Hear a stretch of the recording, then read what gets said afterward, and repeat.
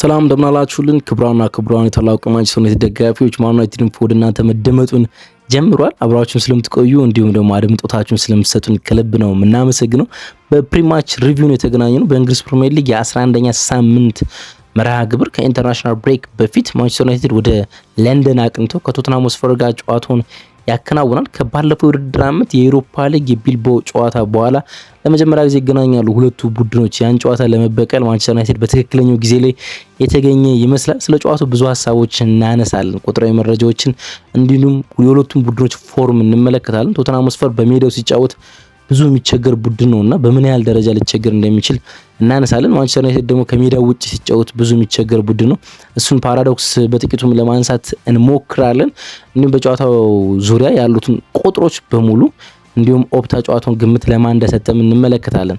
ሩበን አሞሪም ትናንትና ከሰዓት በኋላ ከጋዜጠኞች ጋር ስለዚህ ጨዋታ ቆይታ አድርጎ ነበረ።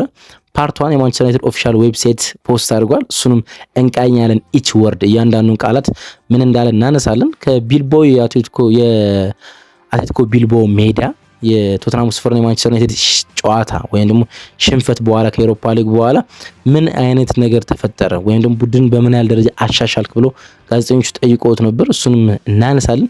በዚህ ውድድር ዓመት ማጥቃትና መከላከሉን በኩል ለማስኬት ምን እቅድ አለ? እሱን ተጠይቆ ነበር። እንዲሁም ክርስቲያኖ ሮናልዶ ከሰሞኑ ስለ ማንቸስተር ዩናይትድ ጥቂት ትችቶችን ሰንዝሮ ነበርና ስለዛም የሰጠውን አስተያየት በመጠኑ እንመለከታለን። ለክርስቲያኖ ሮናልዶ የሰጠውን መልስ ማለት ነው። ብዙ ጉዳዮችን እናነሳለን። ብቻ አብራችሁን ከኛ ጋር ተቆዩ ዘንድ በአክብሮት ነው ምንጠይቃችሁ። በቆይታችሁ ወቅት ሰብስክራይብ ማድረጋችሁ አይለይ፣ እንዲሁም ላይክ አድርጋችሁ ቪዲዮውን ጀምሩ። ገና ሲጀምሩ የኮሜንት መስጫው ባር ደግሞ እናንተን ይጠብቃል። የጨዋታ ግምቱን እንዳታሳፍሩበት ወይም እንድትጽፉበት።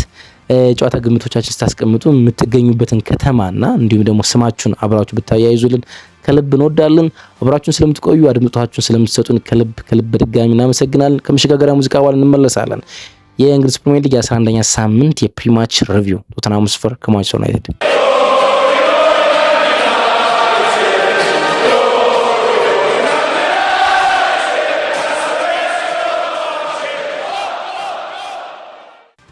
በጣም በሚገርም ሁኔታ የቶተንሃምና የማንቸስተር ዩናይትድ የዚህ ሲዝን መልክ ተመሳሳይ ነው ማለት እንችላለን። ወይም ደግሞ የውድድር ዓመታቸው በመጠኑም የተመሳሰለ ነው። ሁለቱም 10 የሊግ ጨዋታዎችን አከናውነው 5 ጨዋታዎችን ነው በድል ማጠናቀቅ የቻሉት። 3 ሽንፈቶችን አስተናግደዋል።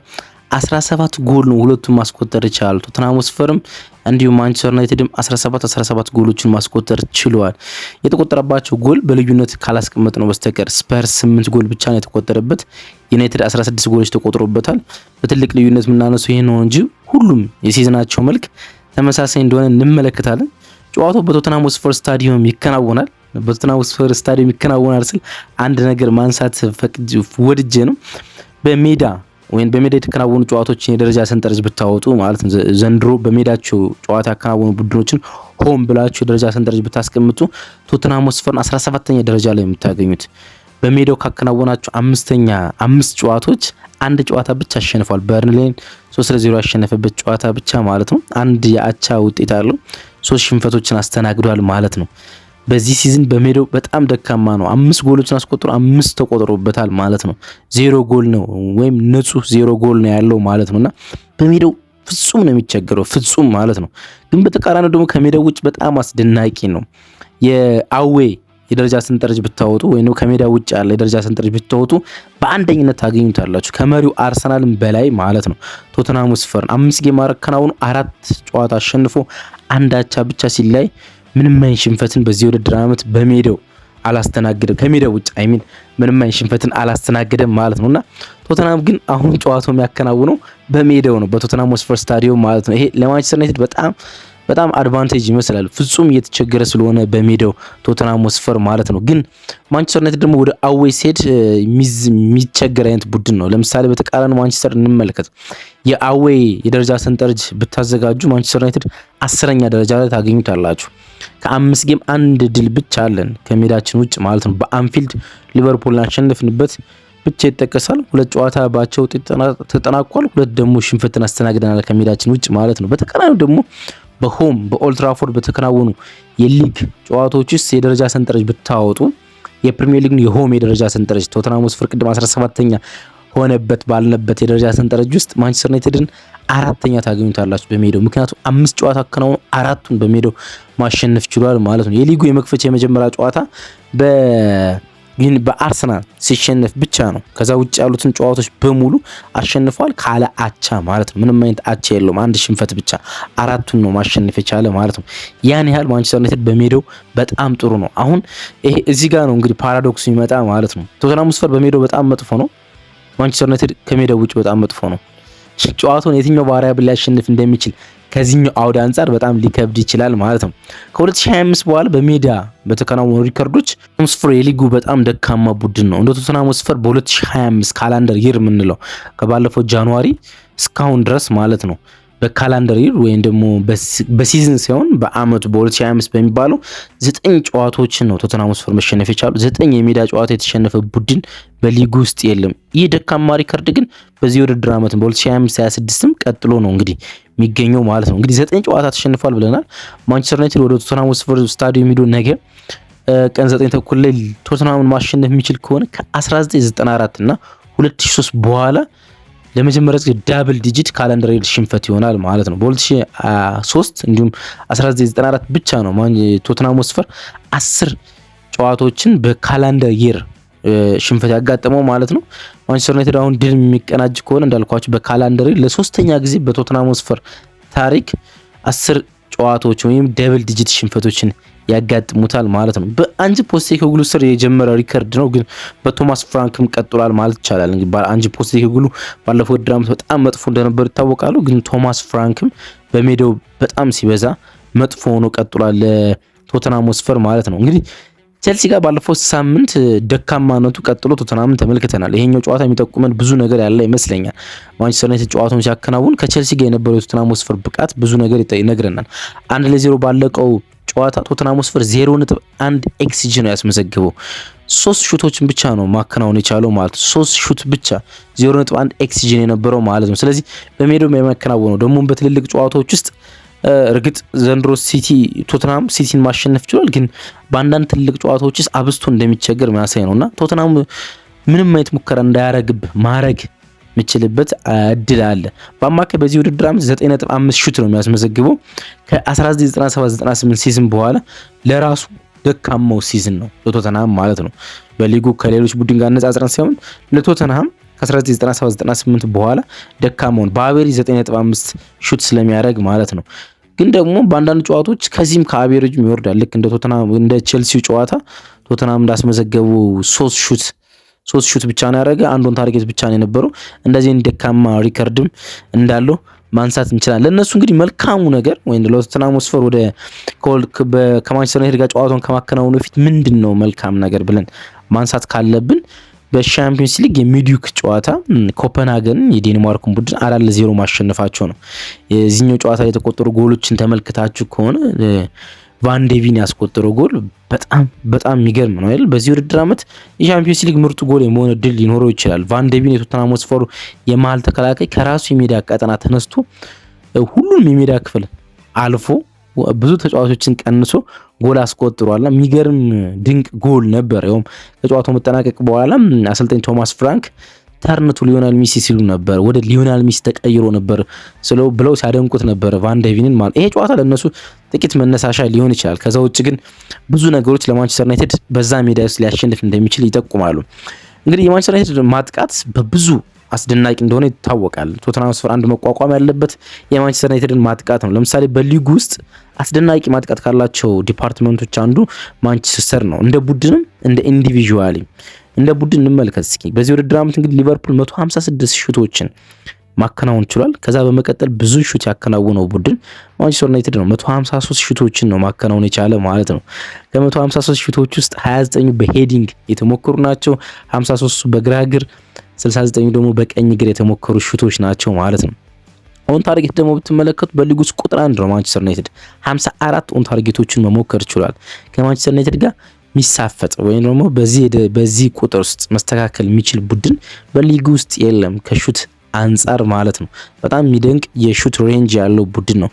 ብራያን ምቤሞ እና ብሩኖ ፈርናንዴስ በዚህኛው ጨዋታ ሌላ ነገሮች መቀየር የሚችሉ ወይም ደግሞ ጣልቃ ገብነት ያላቸው ተጫዋቾች እንደሆነ ማንሳት ይቻላል። እንግዲህ ብራያን ምቤሞ ከሳውዛምፕተንና ብራይተን በመቀጠል ብዙ ጎል ያስቆጠረበት ቡድን ቶተንሃም ሆትስፐር ነው። ባለፈው አንስተነው ነበር ከብራይተን ጋር ጨዋታው ከመከናወኑ በፊት በሊጉ ውስጥ ከሳውዛምፕተን ቀጥሎ ብዙ ጎል ያስቆጠረበት ቡድን ብራይተን ነው ስንል ነበረ። አሁን ደግሞ ከሳውዛምፕተንና ብራይተን በመቀጠል ብዙ ጎል ያስቆጠረው ስፐርስ ላይ ነው ብራያን ምቤሞ ማለት ነው። በተለይ ደግሞ በስፐርስ ሜዳ ካረጋቸው 4 ጨዋታዎች ከመጨረሻ 4 ጨዋታዎች በ3ቱ ጎል አስቆጥሯል እና በዚህኛውም ጨዋታ ብራያን ምቤሞ በብዛት ወይም ደግሞ በትኩረት ከሚጠበቁ ተጫዋቾች ውስጥ አንዳንዱ ነው። ሌላኛው ብሩኖ ፈርናንዴዝ ነው። እንግዲህ ከባለፈው የውድድር ዓመቶች አንጻር በቁጥር በአሲስትና በጎል አንሶ እናገኘዋለን። ግን ደግሞ አሁንም ከማንቸስተር ዩናይትድ በጣም ወሳኝ ተጫዋቾች አንዱ ብሩኖ ፈርናንዴዝ ነው። ከፌብሩዋሪ 2020 በኋላ ወደ ሊጉ ከመጣ ጀምሮ ከስፖርቲንግ ሊዝበን ወደ ፕሪሚየር ሊጉ ከመጣ ጀምሮ 53 አሲስቶችን ማከናወን ችሏል። ሞሳላ እና ኬቨን ደብሬን ብቻ ይበልጡታል እሱ ወደ ሊጉ ከመጣ በኋላ ማለት ነው። ሞሳላ 64 ኬቨን ደብሬን ደግሞ 58 ማለት ነው። ደግሞ ይሄ ብቻ ግን አይደለም። ያለፉት 2 አዌ ጌሞች አሲስት ማድረግ ችሏል። 2 አዌ ጌሞች ከሜዳ ውጭ የተከናወኑ 2 ጨዋታዎች ላይ አሲስት ማድረግ ችሏል። ነገ ተጨማሪ አንድ አሲስት ማድረግ የሚችል ከሆነ 3 ተከታታይ ጌም ላይ ከሜዳ ውጭ አሲስት ያረገበት ከኖቬምበር 2020 በኋላ ለመጀመሪያ ጊዜ ይሆናል። ሊዝበን የመጨረሻ ወራቶቹ አካባቢ ማለት ነው ይሄን ነገር አድርጎ የነበረው ፌብሩዋሪ ላይ ማለት ነው ኖቬምበር ላይ ይሄን ነገር አድርጎ ነበረ። 3 ተከታታይ ጨዋታዎች ከሜዳ ውጭ አሲስት አድርጎ ነበር። አሁን ከዛ በኋላ ለመጀመሪያ ጊዜ ከሜዳ ውጭ በ3 ተከታታይ ጨዋታዎች አሲስት ያደርጋል ማለት ነው። ስለዚህ በቶተንሃም ሆትስፐር ስታዲየም ላይ አንድ አሲስት የብሩኖ ፈርናንዴዝን ሪከርድ ማሻሻል እንደሚችል በደንብ መናገር እንችላለን። ዩናይትድ ያለፉት 4 ጨዋታዎች ምንም ሽንፈት አላስተናገደም። 3ቱን ጨዋታዎች በድል ተወጧል። እንዲሁም ደግሞ ከፎረስት ጋር የመጨረሻውን ጨዋታ ባቻ ውጤት ተጠናቋል። እንግዲህ ሎንገስት ራኑ ከዚህ ጨዋታ አስቀድሞ ወይም ከዚህ ሰሞን ካለው ሙቭመንት አስቀድሞ ያለው የድል ሪከርድ ወይም ደግሞ ሎንገስት ራኒንግ የምንለው 2024 ከጃንዋሪ እስከ ፌብሩዋሪ 5 ተከታታይ ጨዋታ ያሸነፈበት ነው ወይም ደግሞ 5 ጨዋታዎች ሳይሸነፍበት የዘለቀበት ነው። ስለዚህ በዚህኛው ጨዋታ ላይ በቶተንሃም ሆትስፐር ጨዋታ ላይ ማይሸነፍ ከሆነ ከዛ ሪከርድ ጋር ከ2024 በኋላ 5 ተከታታይ ጨዋታዎችን ሳይሸነፍ የሚቆይበት ይሆናል ማለት ነው። ዩናይትድ እንዳልኳችሁ 4 የመጨረሻ ጨዋታዎች ላይ ከ2 በላይ ጎሎችን ያስቆጠረ ይገኛል። እንግዲህ ጎል የማስቆጠር ስኬቱ በጣም ይደንቅ ነው። እርግጥ ጎልም የተቆጠረበት ነው። ክሊንሺት ካስመዘገበበት ጨዋታ አንድ ብቻ ነው በሊጉ በዚህ ውድድር ዓመት። ግን በ4 የመጨረሻ ጨዋታዎች 2 እና ከዛ በላይ ጎሎችን አስቆጥሯል። ለምሳሌ ሰንደርላንድ 2-0 ሲያሸንፍ 2 ጎል አስቆጥሯል። ከሊቨርፑል ጋር 2-1 ስናሸንፍ 2 ጎል አስቆጥረናል። ከብራይተን ጋር 4-2 ድል ላይ 2 ጎል አስቆጥረናል። ከፎረስት ጋር 2 አቻ ሲወጣ 2 ጎል አስቆጥረናልና 2 እና ከዛ በላይ ጎሎች ማንቸስተር ዩናይትድ እያስቆጠረ ይገኛል። አሁን የፊት መስመሩ ጎል እንደሚያስቆጥር ፕሩቭ የሆነ ይመስለኛል። ግን ጎል እንዳይቆጠርበት ደግሞ የተከላካይ መስመሩ ብዙ መስራት ያለበት ነገር ያለ ይመስላል። በማንቸስተር ዩናይትድ ውስጥ የጉዳት ዜና ያለው የሊሳንድሮ ማርቲኔዝ ብቻ ነው ወይም ደግሞ ሊቻ ብቻ ነው ለዚህኛው ጨዋታ ማይመለስ። ኦልሞስት የቡድን ልምምድ ጀምሯል፣ ግን አሁንም ሴሌክሽን ላይ አቬሌብል አይደለም። በቶተንሃም ሆትስፐር በኩል ግን 10 የሚደርሱ ተጫዋቾች ጉዳት ላይ ይገኛሉ። ወደ 10 የሚደርሱ ማለት ነው። መሐመድ ቅዱስ ሊመለስ የሚችልበት እድል አለ። እሱም ጉዳት ላይ ነው የሚገኘው። ግን ሉካስ ባርጌቪል ባለፈው ሳምንት በተከናወነ የፕሪሚየር ሊግ ጨዋታ ላይ የጨዋታው ጅማሩ ላይ ተቀይሮ ሲወጣ ተመልክተናል። ሉካስ ባርጌቪል የቪስማ ወይም ደግሞ ዶሚኒክ ሶላንኬ የፊት መስመር አጥቂው፣ ዲያን ኩልሱቭስኪ፣ ጄምስ ማዲሰን፣ ራንደል ዳራጉሰን፣ ቤን ዴቪስ፣ አርቸር ግሬ፣ ኮቶ ታካያ አዲሱ ያስፈረሙት ተጫዋች እነዚህ ሁሉ ተጫዋቾች ጉዳት ላይ ነው የሚገኙባቸው ማለት ይቻላል። ስለዚህ የምርጫ እጥረት ሊያጋጥማቸው እንደሚችል በድፍረት መናገር ይቻላል። የእርስ በርስ ግንኙነታቸውን በጥቂቱ ብናነሳ በጣም አሪፍ ነው። እንግዲህ አንድ የሆነ ወቅት አሌክስ ፈርጉሰን የተናገሩት ቃል ከዛ በኋላ ደግሞ እንደ ኮቴሽን ለረጅም ጊዜ የቆየ ቃል አለ። ሌዲስ ኢትስ ቶተንሃም ያሉበት ማለት ነው። ሌዲስ ኢትስ ቶተንሃም፣ ሰዎች ይህ ቶተንሃም ነው ያሉበት። ቶተንሃም ሆትስፐር ማሸነፍ ለማንቸስተር ዩናይትድ ተራ ነገር እንደሆነ የተናገሩበት የአሌክስ ፈርጉሰን በጣም ፌመስ ላይን ወይም ደግሞ ንግግር አለ። ግን አሁን ይሄ የሚሰራ አይመስልም። ቶተንሃም በቀላሉ ማንቸስተር ዩናይትድ ማሸነፍ ይችል በነበረበት ጊዜ ነው። ይሄ ቶተንሃም ነው። ይሄን ቶተንሃም ማሸነፍ አይከብድም ወይም ደግሞ ይሄን ሁሌም እናሸንፈዋለን ብሎ አሌክስ ፈርጉሰን የተናገሩት ማለት ነው። ግን አሁን ቶተንሃም ከማንቸስተር ዩናይትድ ጋር በጣም ጥሩ ሪከርድ ነው ያለው። ያለፉትን 7 ጨዋታዎች ምንም አይነት ሽንፈት አላስተናገደም ቶተንሃም ሆትስፐር ማለት ነው። 5 ጨዋታዎችን አሸንፎናል ከ7ቱ። ከ5ቱ ደግሞ 4ቱ በተከታታይ የተመዘገቡ ናቸው። ባለፈው ውድድር ዓመት 4 ጊዜ አግኝተናቸው 4ቱንም ግንኙነት ነው ያሸነፉን።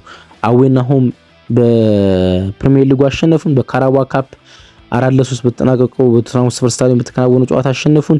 ቢልባኦ ባስክ ላይ በተከናወነው የዩሮፓ ሊግ ፋይናል ላይ በብሬናን ጆንሰን 1-0 ጎል እንዲሁ አሸነፉን ማለት ነውና ይሄኛው ጨዋታ ከነሱ ጋር ያለንን ሪከርድ በብዙ የምናሻሽልበት ነው። ምክንያቱም እንደዚህ 4 ተከታታይ ጨዋታ አሸንፈውናል ብያቸዋለሁ። ባለፈው ውድድር ዓመት የተከናወኑት 4ቱንም ጨዋታዎች ነው ያሸነፉን በሁሉም ውድድሮች ማለት ነው።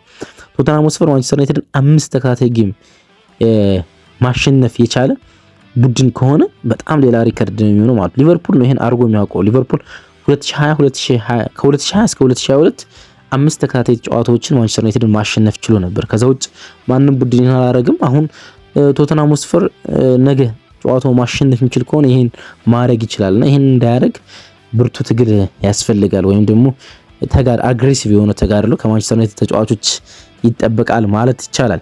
ሩበን አሞሪም እንግዲህ ሐሙስ ጋዜጣዊ መግለጫ መስጠት ጀምሯል። ብዙ የፕሪሚየር ሊግ አሰልጣኞች ለቅዳሜ ጨዋታዎች አርብ ነው እንግዲህ ዛሬ ማለት ነው መግለጫቸው የሚሰጡት ከምሳ ሰዓት በኋላ።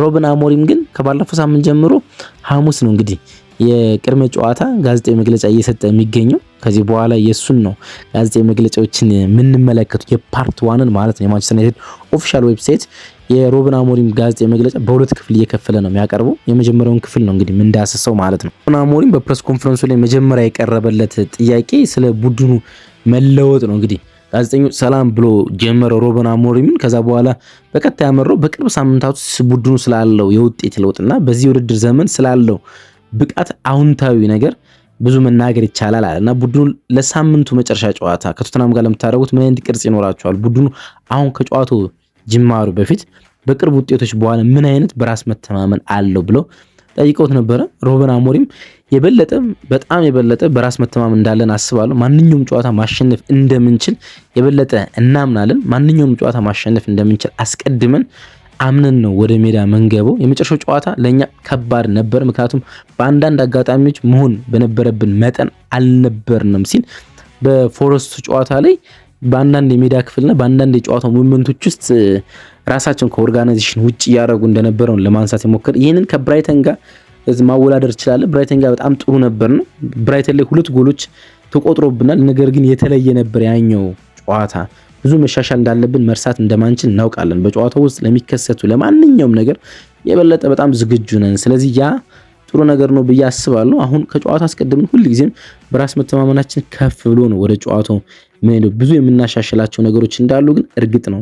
እነዚህ አይነት ጨዋታዎች የበለጠ ለማሸነፍ በተካታይና ጨዋታዎችን በተካታይ አሸንፈን ሙመንቶችን ለማስቀጠል ዋናው አስፈላጊ ከሆነ ነገር አንዱ በራስ መተማመን ነው። እሱ ደግሞ አሁን እንዳለን እናስባለን ሲል ነው ሩበን አሞሪም የተናገረውና ጨዋታውን ለማሸነፍ የሚረዳን ነገር ሁሉ እናደርጋለን ደግሞ እንታገላለን ሲል ነው መናገር የቻለ ጨዋታውን ለማሸነፍ በሚችሉበት ሁሉ መንገድ ማለት ነው።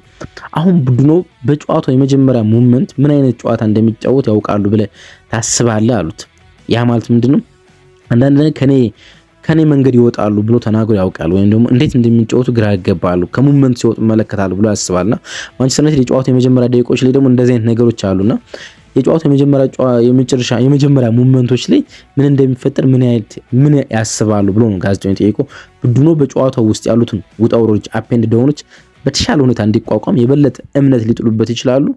ጥሩ ጅማሮ ባይጀምር ወይም ደግሞ ጨዋታው ሲጀምር ገና ጎል ቢቆጠርበት እንኳን ጨዋታውን በጥሩ ሁኔታ መጨረስ ይችላል ብላችሁ ታስባላችሁ ብሎ ጋዜጠኛው በአንቱታ ሩበን አሞሪም ጠይቆ ነበር። ይሄኛው በጣም አስደናቂ ነው። በተለይ ደግሞ አፕ ኤንድ ዳውን የሚለው በውጣ ውረዶች ማለት በጨዋታ ውስጥ የተለያዩ ፌዞች አሉ። በጣም ጥሩ የምትጫወትበት ጊዜ አለ።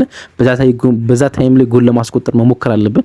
ደግሞ ሰፈር የምታረጋግበት ያ ቡድን በተቃራኒው አንተን ሊያጠቃ የሚሞክርበት ጊዜ አለ። በጨዋታ ውስጥ 5 ደቂቃ ሊሆን ይችላል፣ 10 ደቂቃ ሊሆን ይችላል፣ 20 ደቂቃ ሊሆን ይችላል። ወይም ደግሞ የጨዋታው ሙሉ ክፍለ ጊዜ ተቃራኒ ቡድን ሊበልጥ ይችላል። በዛ ሰዓት ውስጥ ሰፈር ማድረግ መልመድ፣ ይሄ መሰቃየትን መልመድ፣ ጎል ሳይቆጠርብህ መሰቃየትን መልመድ፣ መቋቋምን መልመድ።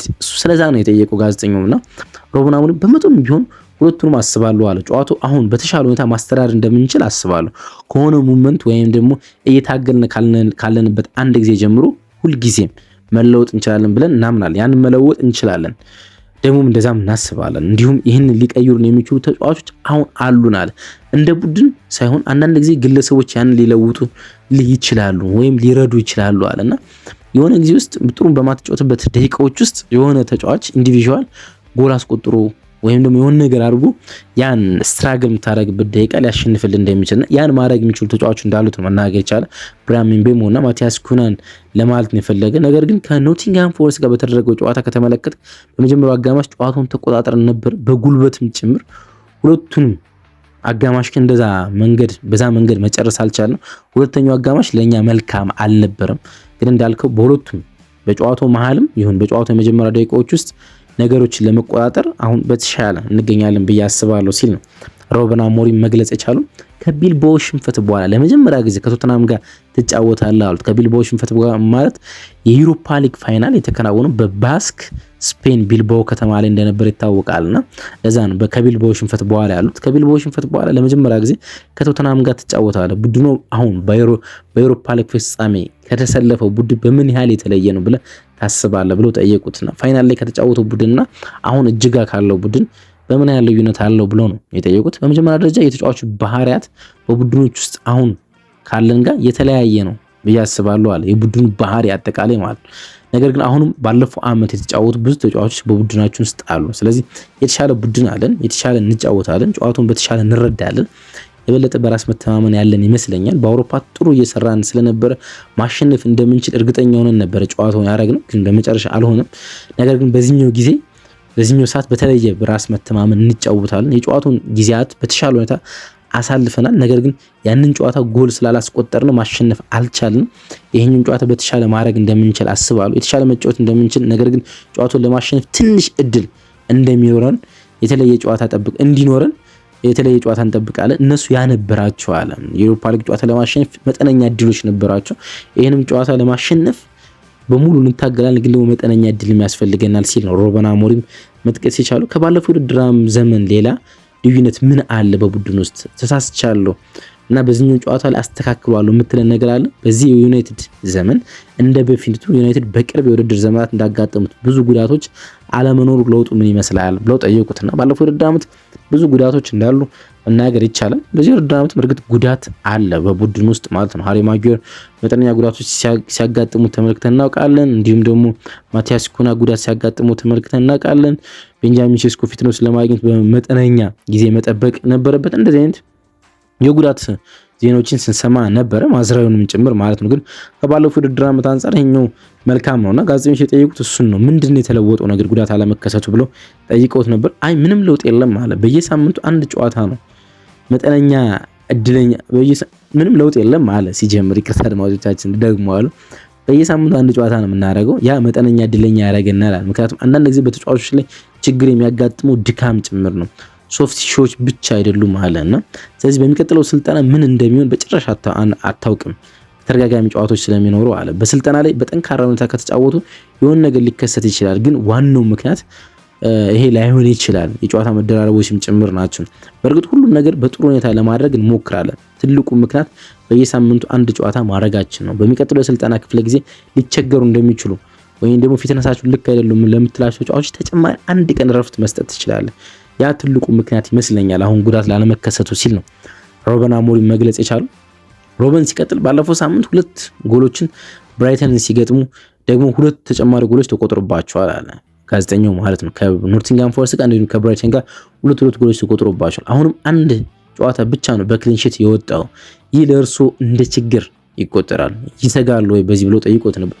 አሁን ያለው ሩበን አሞሪም ቃል በቃል ማለት አዎ ችግር ነው አለ። በተለይ በአሁኑ ጊዜ ሊጉን እየመራ ያለውን ቡድን ካየ ሁሉም ጨዋታዎች የሚያሸንፍ ቡድን ጎል እየተቆጠረበት በፍጹም አይደለም ማለት ምናልባትም ኦን ታርጌቶች እንኳን እየተሞከሩበት አይደለም ማለትና ለአርሰናል አክብሮቱን ሰጠ። ያ ትልቅ ነገር ነው። ተሰጥኦ ያላቸው ተጫዋቾች ሲኖሩት በጥሩ ሁኔታ ከተከላከል በአንድ አጋጣሚ ጎል ማስቆጠርና ጨዋታው ማሸነፍ ትችላለህ። ነገር ግን የቡድኑ ነገር ይመስለኛል መከላከል የቡድኑ ነገር ይመስለኛል በተሻለ ሁኔታ መከላከል አለብን። የበለጠ አግሬሲቭ መሆን አለብን። በእያንዳንዱ ኳስ ውስጥ ሙሉ በሙሉ ጉልበት ሊኖርና እያንዳንዱ ኳስ በኃይል ማሸነፍ ይኖርብናል። ያኔ መከላከላችን መልካምና ሚዛናዊ ያደርግልናል። ስለዚህ ሁሉ ነገር የተገናኘ ነው። በእርግጥ ብዙ የምናደርገው ነገር አለ። የተሰቃየን ያለውን የጎል መጠን ማስቆም ካልቻልን አንዳንድ ጨዋታዎችን መቆጣጠር አንችልም እና ይህን ማሻሻል እንዳለብን እንገነዘባለን አለና አንድ ጋዜጠኛ ከዚህ ጋር ተመሳሳይ ነገር ያለው ነገር ለመጠየቅ ሞከረ። በሌላኛው ጫፍ የሚያስመዘግቡት ወይም የሚያስቆጥሩት የጎል መጠን ሳይቀንስ የሚቆጥሩባቸውን የጎል መጠን መቀነስ ይቻላል ብለህ ታስባለህ ወይ ብሎ ጠየቀውና ማንቸስተር ዩናይትድ አሁን ብዙ ጎሎችን ያስቆጠረ እንዳለ ይታወቃል። ብዙ ጎል እያስቆጠረ ደግሞ የሚቆጠርበትን የጎል መጠን መቀነስ ይችላል ወይ ነው የጋዜጠኛው ጥያቄና ኢንተረስቲንግ ነው። በጣም ጥሩ ማጥቃት ትችላለህ አለ። አንዳንድ ጊዜ በተሻለ ሁኔታ ስትከላከል የተሻለ ታጠቃለህ። መከላከል ማጥቃት ግን ያጎለብትላል። ስለዚህ እንደዚያ እንዳልሆነ አስባለሁ። ሳጥኑን የምንከላከልበት መንገድ ከፍ ማለት አለበት። ነገር ግን ባለፈው ጨዋታ በሳጥኑ ውስጥ ትንሽ ተቸግረን ነበር ብዬ አስባለሁ። ምክንያቱም ከሳጥኑ ውጭ ያለ ምንም ጫና ኳሶች የተሻገሩ ወደ ቦክስ ይመጡ ነበር አለና ኳሶች ክሮስ ሲደረጉ ፕረስ ማድረግ መቻልና በምቾት ክሮስ እንዳያረጉት ማድረግ ወደ ሳጥን የሚመጣ ኳስ ውስጥ የተጣራ ክሮስ እንዳይሆን ማድረግ ያን በተሻለ ሁኔታ ከቦክስ ከመምጣቱ በፊት መከላከል ለማለት ነው የፈለገ ሩበን አሞሪም እና የሚሻገሩ ኳሶችን ፈቅደናል ካለምንም ጫና ወደ ቦክሳችን እንዲመጡ። ስለዚህ ከባለፈው ጨዋታ የምትመለከቷቸው እነዚህ ትናንሽ ነገሮች ዝርዝር ዲቴሎች ላይ አሁን መስራት አለብን ይሄኛውን ጨዋታ ለማሸነፍ አለ። በተለይ በውድድር ዘመኑ መጀመሪያ ላይ ጎሎች ስታስተናግድ እንጎዳለን። ለምሳሌ አርሰናል ጋር በጣም ጥሩ እንዳይጫወት አርሰናል ከልክለናል። ነገር ግን ጎል አስቆጥሮ አሸንፈናል። ያንን መፍቀድ የለብን መለወጥ ያለብን ነገር ነው እና ለዚያ ትኩረት እንሰጣለን። በተመሳሳይ መንገድ ማጥቃት እንችላለን፣ የበለጠ ጎሎች ማስቆጠር እንችላለን። ነገር ግን የተሻለ መከላከል አሁንም እንዳለብን እገነዘባለሁ ሲል ነው ሩበን አሞሪም መግለጽ የቻለው ማለት ነው። ሩበን ሲቀጥል የፍጻሜ ጨዋታ መሸነፍ ምንም አዎንታዊ ነገር እንደሌለው አውቃለሁ አለ ጋዜጠኛው። ስለ ዩሮፓ ሊግ ፋይናል ላይ ያነሳና ነገር ግን የአውሮፓ እግር ኳስ ከሌለህ በኋላ በዝውውር ወቅት የቡድኑ ስኳድ መቀነስ ይችላቸዋል ወይም ደግሞ የስትራቴጂ ለውጥ አርጋቸዋል፣ የዝውውር ስትራቴጂ ለውጥ አርጋቸዋል። እንዲሁም በስልጠና ቦታ ላይ ደግሞ የበለጠ ጊዜ ይኖራል። ምናልባት እነዚህ ሁለት ምክንያቶች አዎንታዊ ጎኖች ይመስሉዋል በአውሮፓ ውድድሮች ላይ ያለመሳተፍ ብሎ ጠይቆት ነበር ጋዜጠኛውና ኢንተረስቲንግ መልስ አለው እዚህ ላይም ማለት ነው። ምን አለመስላችሁ? አዎንታዊ ነገሮች መጠቀም ነው አለ። በህይወት ውስጥ ያለ ማንኛውም ሁኔታ በአዎንታዊና በመጥፎ መንገድ ልትመለከቱ ትችላለህ። ከጠየቀኝ እዚህ ዋንጫ ይዘህ በሻምፒዮንስ ሊግ መሆን ትመርጣለህ ካልከኝ አዎ እላለሁ። ተጨማሪ ገንዘብ፣ ተጨማሪ ተጫዋቾች ምናልባትም በእርግጥም ይኖረን ነበር አለ። ግን ሌላኛው ጎን አለ። ለማሰልጠን የበለጠ ጊዜ አለ። ተጫዋቾችን ለማወቅ ተጨማሪ ጊዜ አለ። ሁሉንም ነገር ለማቀናጀት ተጨማሪ ጊዜ አለ። በተጫዋቾች መካከል ያለውን ግንኙነትና የወደፊት ጨዋታ ለማዘጋጀት እንዲሁ ተጨማሪ ጊዜ አለ። በሚቀጥለው በአውሮፓ ውድድር ላይ እንሆናለን። ስለዚህ በሳምንቱ ውስጥ ሁሉንም ጨዋታዎች አለመጫወት ያለውን አዎንታዊ ነገር ለመጠቀም አሁን መሞከር አለብን። ስለዚህ አዎንታዊ ጉዳዮችን ማየት በህይወት ውስጥ በጣም አስፈላጊ ነገር ነው ሲል ሩበን አሞሪም ከዛ የዩሮፓ ሊግ ሽንፈት ግን ፖዚቲቭ ነገሮች እንዳሉ ለማንሳት የሞከሩ የቀድሞ የቡድን ጓደኛ ክርስቲያኖ ሮናልዶ ስለ ክለቡ ጥቂት አስተያየቶች ሰጥቷል። ጥሩ ስራ እየሰራ ነው፣ ግን ተአምራት መስጠት አትችልም ብለዋል። እንዲሁም ተጫዋቾችን ትንሽ ተችቶ ነበር። አንዳንድ ተጫዋቾች ማንቸስተር ዩናይትድን በአእምሯቸው ውስጥ አያስቀምጡም ብሏል። ምናልባት እንደ እሱ ካሉ የክለቡ ሌጀንዶች ወይም ደግሞ በክለቡ ውስጥ ካለፉ ተጫዋቾች ውስጥ ይህ በጣም ኢፍታዊ ነው ብለህ ታስባለህ? ይህ ንግግር ልክ አይደለም ብለህ ታስባለህ ብሎ አንድ ጋዜጠኛ ጠይቆት ነበር። እርግጥ ነው እሱ በተናገረው ነገር ላይ ሁሉ ከፍተኛ ተጽዕኖ እንዳለው አውቃለሁ። እሱ በተናገረ ቁጥር ሁልጊዜም ከፍተኛ ተጽዕኖ አለው። ማተኮር ያለብን የወደፊቱን ብቻ ነው። እሱ ሌጀንድ ነው፣ እናም ትኩረቱን መሳቡ አይቀርም። እኛ ግን እንደ ክለብ ቀደም ሲል ብዙ ስህተቶች እንደሰራ እናውቃለን። ያንን ለመቀየር እየሞከርን ነው። በተፈጠረው ነገር ላይ አናተኩርም። አሁን የምንሰራው ላይ ብቻ እናተኩራለን። ወደፊት በሚፈጠረው ላይ ብቻ ፎከስ እናደርጋለን። ያንን እያደረግን እንቆያለን። በመዋቅር ላይ በቡድኑ ቅርጽ ብዙ ነገሮችን የምናከናወንበት ጉዳይ አለ። ተጫዋቾች እንዲያሳዩት የምንፈልገው ነገር አለ። ተለዋዋጭነት እንዲኖራቸው እንፈልጋለን። ያንን እያደረግን ነው፣ እየተሻሻልን ነው። ስለዚህ ነገሮችን በምንሰራበት መንገድ እናተኩራለን፣ እየተሻሻልን ነው። ስለዚህ ያንን ማስቀጠል አለብን። ያለፈውን ነገር ረስተን ሲል የሮናልዶን ትችት በቡድን ውስጥ ያለውን ስለ ቡድኑ የሰጠውን ትችት እንደተወ ወይም ደግሞ ብዙ እንደማያዳምጡ ለመናገር የፈለገ ክርስቲያኖ ሮናልዶ ከፒርስ ሞርጋን ጋር ሰሞኑን ቃለ መጠይቅ ነበር። ብዙ ርዕሰ ጉዳዮችን አንስቷል። አንደኛው ማንቸስተር ዩናይትድ ነበርና በዛ ጉዳይ ላይ ነው እንግዲህ ሩበን አሞሪም ለመመለስ የሞከረ ኦፕታ የጨዋታ የማሸነፍ ግምት ለቶተንሃም ስፐር ሰጥቷል።